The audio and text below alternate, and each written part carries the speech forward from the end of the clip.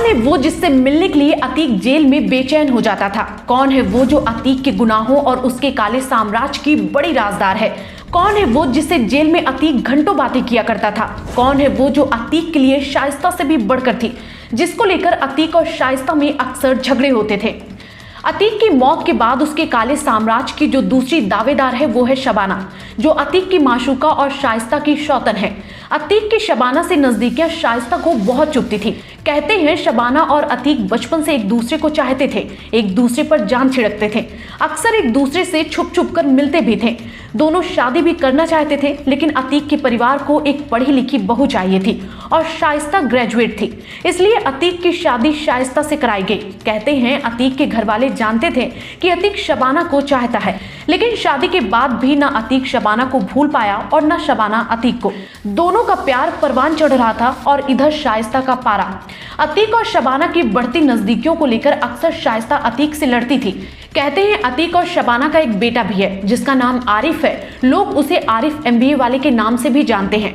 कहा यह भी जा रहा कि अतीक ने दुबई की संपत्ति आरिफ के नाम कर दी है।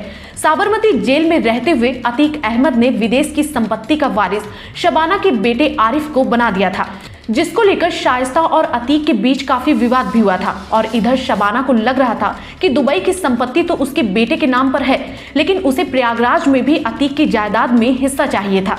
सूत्रों की माने तो साबरमती जेल में शबाना अतीक से मिलने जाती थी, यहाँ तक कि प्रयागराज में अतीक ने शबाना के लिए घर भी बनवाया था।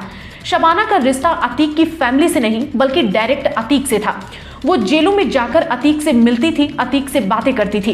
कहते हैं शबाना को अतीक का हर राज पता है। शबाना उमेश पाल हत्याकांड से पहले भी अतीक से मिलने जेल गई थी। अतीक जिस भी जेल में बंद हो, शबाना वहां पहुंच जाती थी। साबरमती हो या देवरिया, बरेली हो या प्रयागराज, हर जगह शबाना अतीक से मिलने जरूर जाती थी। शबाना से मिलने को लेकर शाइस्ता अतीक से अक्सर खफा रहती थी, लेकिन अतीक की मौत के बाद कहा जा रहा कि शाइस्ता ने अपनी सौतन से हाथ मिला लिया है। शबाना अब शाइस्ता की मदद भी कर रही है पुलिस से बचने में। शाइस्ता जानती है कि शबाना अतीक के काले साम्राज्य की बड़ी राजदार है। ऐसे में अगर हम दोनों ही आपस में लड़ते रहेंगे तो अतीक की दौलत में कोई दूसरा हाथ साफ कर जाएगा।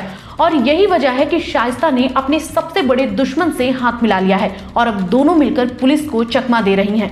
बता दें कि 80 दिनों से फरार चल रही है शाइस्ता। शाइस्ता पुलिस के लिए सबसे बड़ी चुनौती बन गई है। वो हर बार पुलिस के हाथ आते आते रह जाती है। कहा जा रहा कि शाइस्ता और शबाना दोनों मिलकर देश छोड़कर भागने की फिराक में हैं। वैसे इस पूरी खबर पर आपका क्या कहना है? कमेंट बॉक्स में जरूर बताएं।